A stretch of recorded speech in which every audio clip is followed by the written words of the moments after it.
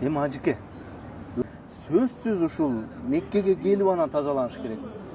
Умуралык кылып алып туруп анан аруу болуш керек. Ошол айылда эле, Кыргыздын бир айылында болобу, же шаарында болобу, ошол жерде деле мындай балким ушул жака келчү акчанын баарына көпүрө салып койсо болбойбу? Бир ошол айылдагы бир муктаждар бар, ошолдун муктаждыгын чечип койсо болбойбу? Сөзсүз ушул жерге келип, умуралык кылып, ак кийим кийип, бул шарт өзү, максат ушунда.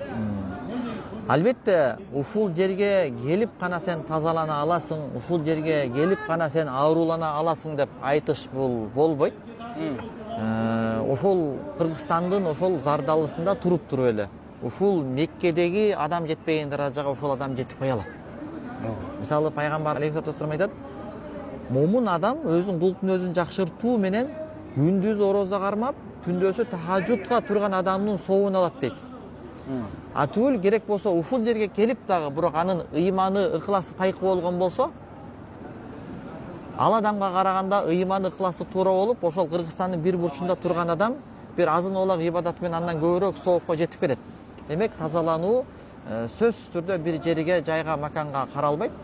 Алла Тааланын Кудай берген кайсыл жерден адам жүрөгүн тазалап, ыйман, исламын арттырса, жакшыласа, ал оңолуп кете берет. Бирок бир канча өңүттөн караш керек. Мисалы Мухаммад Сайд Рамазан Бути айтат: "Эгерде сен ажылыкты өтөгөн болсоң, умраңды өтөгөн болсоң, эми кара" дейт. "Эгер сен мүмкүнчүлүгү ошол Кыргызстанда бир маанилүү бир иште болгон болсоң, сен ошол иштен кетип кала турган болсоң, 2 жумалап, 1 айлап умрага, ажылыкка, сен буга чейин милдетиңди өтөп койдуң эле. Ошол жердеги адамдарга көбүрөөк зыян келе турган болсо, андай абалда сен келбей эле кой, ошол кызматыңды өтө, имамдыгыңды кыл, адамдарды агартуу иши менен алек бол. Балким ошол сага көбүрөөк пайда алып келет" деген пикирди мисалы ал аалым айтат. Эми доктор Салах Абул Хаш деген устаз болсо, эми бул жерде ал кененирээк айтат дагы, эми адам мүмкүнчүлүгү болсо, адал акчадан болсо, эгерде чыста фых менен алып карасак, биз ага жок, сен 1-2 жол бардың, кайра бара бербе деп тыя албайбыз дейт. Анан бул жерге келиш өзү негизинен максат десек деле болот.